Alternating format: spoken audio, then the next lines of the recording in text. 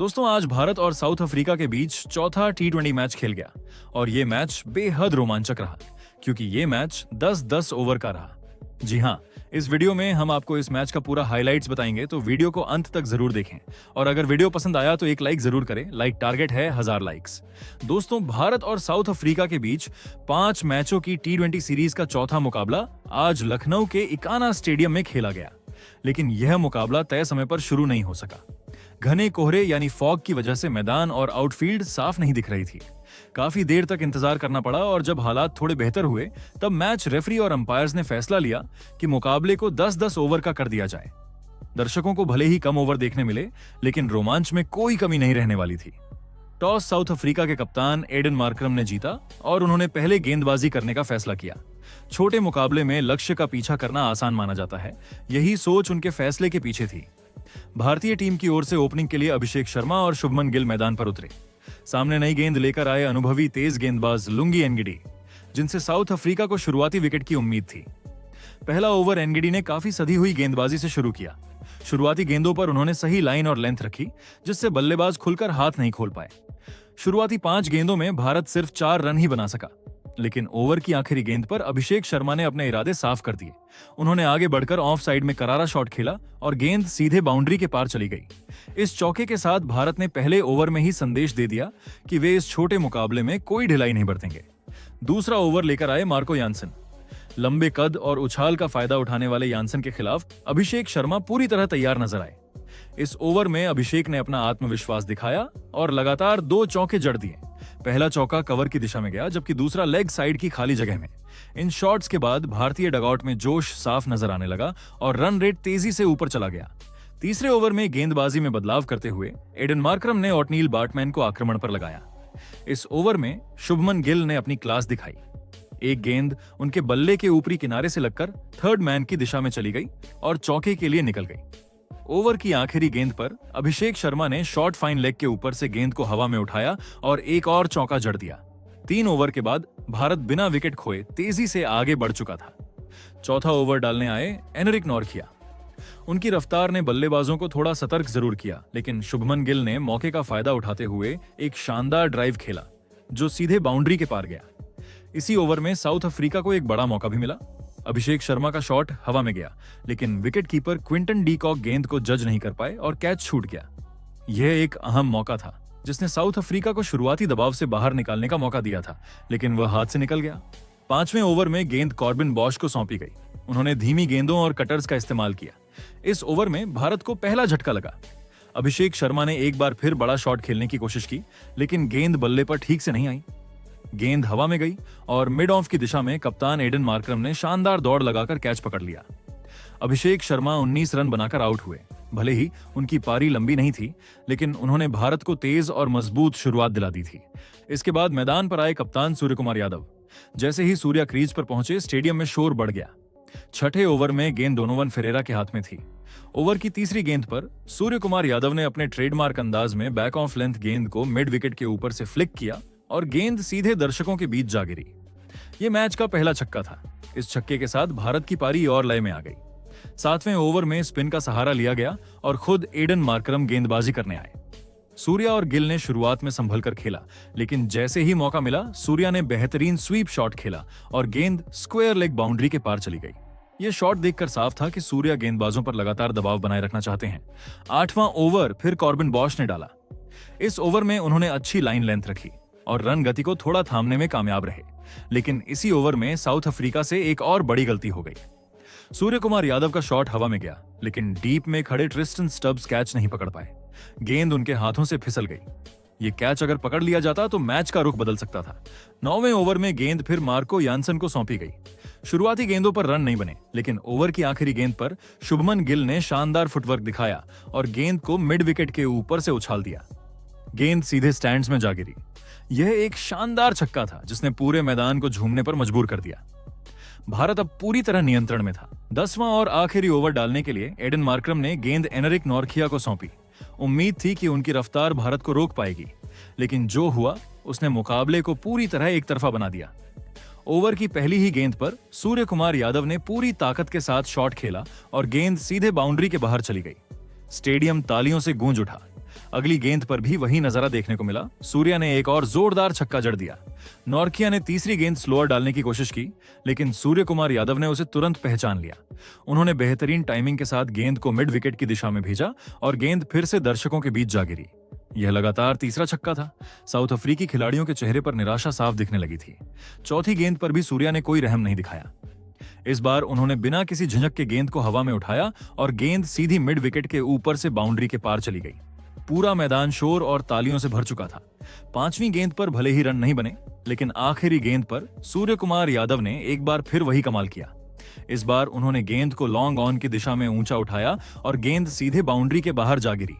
इस ओवर में भारी भरकम रन आए और भारत ने 10 ओवर में सिर्फ एक विकेट खोकर 119 रन बना लिए। सूर्य कुमार यादव 26 गेंदों में 61 रन बनाकर नाबाद रहे। उनकी पारी में क्लास, आत्मविश्वास और आक्रामकता तीनों साफ दिखाई दी। दूसरी ओर शुभमन गिल ने भी शानदार साथ निभाया। उन्होंने 24 गेंदों में 39 रन की बेहतरीन पारी खेली। दोनों बल्लेबाजों के बीच तालमेल गजब का था और ऐसा लग रहा था मानो वे हर गेंद पर पूरी योजना के साथ खेल रहे हों। अब साउथ अफ्रीका के सामने एक 120 रनों का लक्ष्य था, यानी उन्हें 10 ओवर में 12 रन प्रति ओवर की दर से रन बनाने थे। छोटे मुकाबले में यह लक्ष्य आसान नहीं था, खासकर तब जब सामने भारतीय गेंदबाजी आक्रमण तैयार खड़ा हो। इसके बाद साउथ अफ्रीका की ओर से कप्तान एडन मार्करम और विस्फोटक ओपनर क्विंटन डी कॉक मैदान में उतरे। भारतीय कप्तान सूर्य कुमार यादव ने गेंद जसप्रीत बुमराह को थमाई। पूरा स्टेडियम उत्साह से गूंज उठा, क्योंकि सभी जानते थे कि अगर बुमराह ने शुरुआती ओवरों में विकेट निकाल लिए तो छोटा सा यह मुकाबला भारत की पकड़ में जल्दी आ सकता है। बुमराह ने अपनी पहचान के मुताबिक बेहद सधी हुई शुरुआत की। पहली ही गेंद उन्होंने यॉर्कर लेंथ पर डाली, जिससे क्विंटन डी कॉक बड़ा शॉट नहीं खेल पाए और सिर्फ रन लेने पर मजबूर हुए। दूसरी गेंद पर एडन मार्करम ने कवर की दिशा में शॉट खेलने की कोशिश की, लेकिन गेंद सीधे फील्डर के हाथों में चली गई। बुमराह की गेंदों में वही पुरानी धार, नियंत्रण और स्विंग साफ दिख रही थी। आखिरी गेंदों पर भी उन्होंने लाइन और लेंथ नहीं छोड़ी और कोई बाउंड्री नहीं दी। ओवर खत्म हुआ तो साउथ अफ्रीका का स्कोर था 5 रन बिना किसी विकेट के। भारत ने शुरुआत से ही दबाव बना दिया था। अब गेंदबाजी के लिए आए युवा तेज गेंदबाज हर्षित राणा।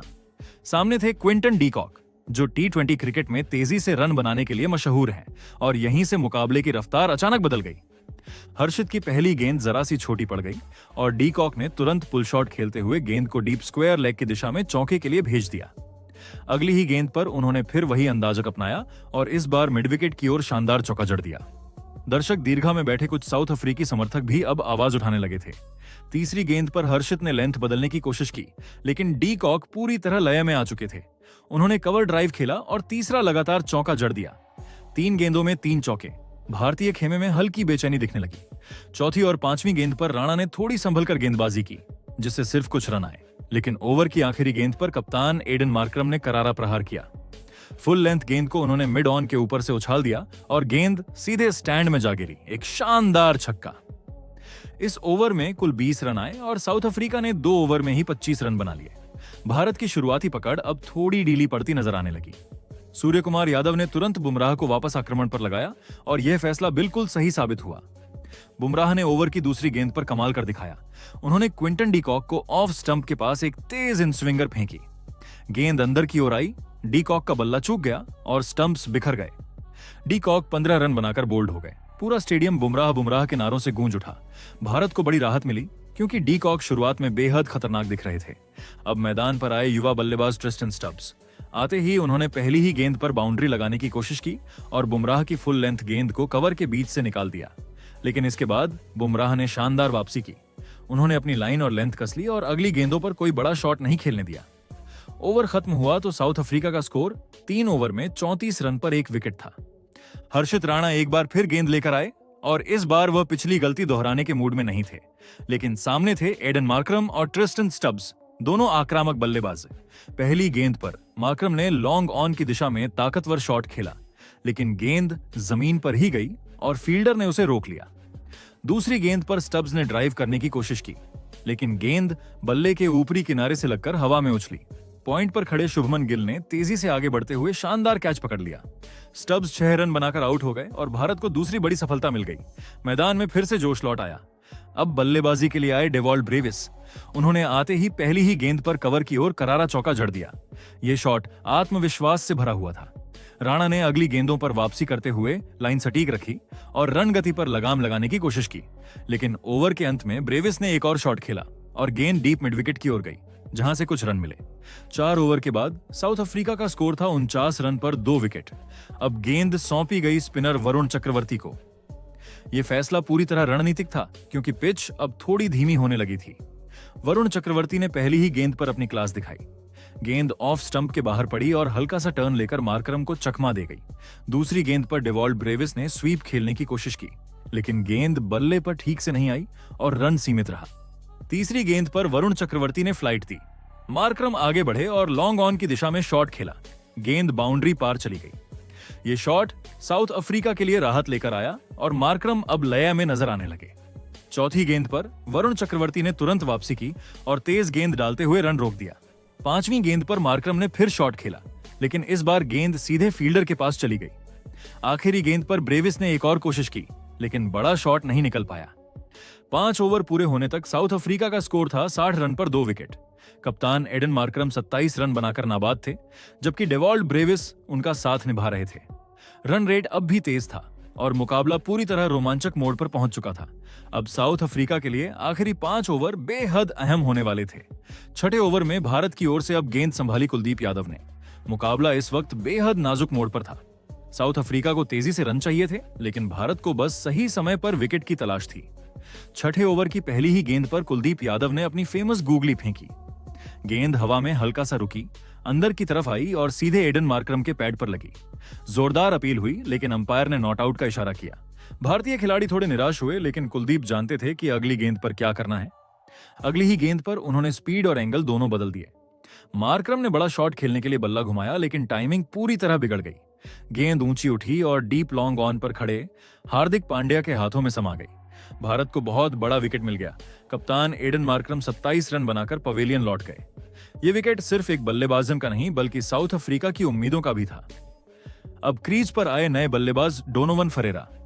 6 ओवर के बाद साउथ अफ्रीका का स्कोर था 67 रन पर 3 विकेट। रन रेट अच्छा था, लेकिन विकेट गिरते जा रहे थे।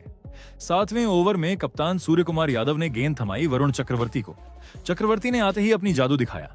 ओवर की दूसरी ही गेंद पर उन्होंने एक जबरदस्त गुगली फेंकी, जिसे डोनोवन फरेरा बिल्कुल पढ़ नहीं पाए। फरेरा ने कट शॉट खेलने की कोशिश की, लेकिन गेंद अंदर की ओर मुड़ी और सीधा स्टंप्स पर जा लगी। स्टंप्स बिखर गए। साउथ अफ्रीका का चौथा विकेट गिर चुका था। मैदान में अचानक सन्नाटा छा गया। अब क्रीज पर आए मार्को यानसेन, जिनसे बड़े शॉट्स की उम्मीद थी। चक्रवर्ती ने उन्हें खुलकर खेलने का मौका नहीं दिया। पूरे ओवर में सिर्फ एक ही बाउंड्री आई। इसके अलावा चक्रवर्ती ने लाइन और लेंथ इतनी सटीक रखी कि बल्लेबाज जोखिम लेने से कतराते दिखे। अब आखिरी 2 ओवरों में साउथ अफ्रीका को चाहिए थे 36 रन। मुकाबला पूरी तरह रोमांचक हो चुका था। 9वें ओवर में कुलदीप यादव की फिर से वापसी हुई। यह उनका आखिरी ओवर था और सभी जानते थे कि यहीं मैच की दिशा तय हो सकती है। मार्को यानसेन ने ओवर की पहली ही गेंद पर लंबा छक्का जड़ दिया। गेंद सीधे स्टैंड में जाकर गिरी। अगली ही गेंद पर उन्होंने चौका भी जड़ दिया। अचानक साउथ अफ्रीका फिर से मुकाबले में लौटता दिखा, लेकिन कुलदीप ने अपने अनुभव का पूरा इस्तेमाल किया। उन्होंने अगली 2 गेंदों पर रन रोक दिए और बल्लेबाजों को खुलकर खेलने नहीं दिया। 5वीं गेंद पर यानसेन ने फिर एक चौका निकाला, लेकिन आखिरी गेंद पर कुलदीप ने शानदार फ्लाइट डालते हुए बल्लेबाज को बड़ा शॉट खेलने से रोक दिया। इस ओवर में कुल 16 रन आए। अब आखिरी ओवर में 20 रन चाहिए थे। सूर्य कुमार यादव ने बड़ा फैसला लिया। आखिरी ओवर गेंदबाजी के लिए हार्दिक पांड्या को थमाई गई। सामने थे यानसेन, जो खतरनाक मूड में दिख रहे थे। ओवर की पहली गेंद पर यानसेन ने पूरी ताकत से शॉट खेला और गेंद सीधे बाउंड्री के बाहर चली गई। 6 रन। स्टेडियम में शोर बढ़ गया। अब 5 गेंदों में 14 रन चाहिए थे। दूसरी गेंद पर हार्दिक ने शानदार यॉर्कर डाली। बल्लेबाज बड़ा शॉट नहीं खेल पाए। अगली गेंद पर बल्लेबाजों ने 2 रन चुरा लिए। अब 3 गेंदों में 11 रन चाहिए थे। चौथी गेंद पर यानसेन ने फिर कोशिश की और इस बार गेंद बाउंड्री तक पहुंच गई। अब 2 गेंदों में 7 रन की जरूरत थी। दबाव अपने चरम पर था। 5वीं गेंद पर हार्दिक ने फिर से यॉर्कर फेंकी। बल्लेबाज सिर्फ 1 रन ही निकाल सके। अब आखिरी गेंद पर 6 रन चाहिए थे। हार्दिक ने आखिरी गेंद धीमी फेंकी। यानसेन ने पूरी ताकत से बल्ला घुमाया, लेकिन टाइमिंग नहीं बैठी। गेंद सीधे लॉन्ग ऑफ पर खड़े सूर्या के पास गई। सूर्या ने गेंद को संभाला और सिर्फ 2 रन मिले और इसी के साथ भारत ने मुकाबला 4 रन से अपने नाम कर लिया। साउथ अफ्रीका की टीम 10 ओवर में 115 रन ही बना सकी, जबकि लक्ष्य था 120 रन का। आखिरी ओवर का यह रोमांच दर्शकों को आखिरी गेंद तक बांधे रखने में कामयाब रहा। भारत ने शानदार स्पिन गेंदबाजी, सूझबूझ भरी कप्तानी और आखिरी ओवर में बेहतरीन धैर्य दिखाते हुए यह मुकाबला जीत लिया और सीरीज में अपनी बढ़त मजबूत कर ली। तो दोस्तों, आपके हिसाब से इस मैच का असली हीरो कौन रहा? अपनी राय कमेंट में जरूर बताइए।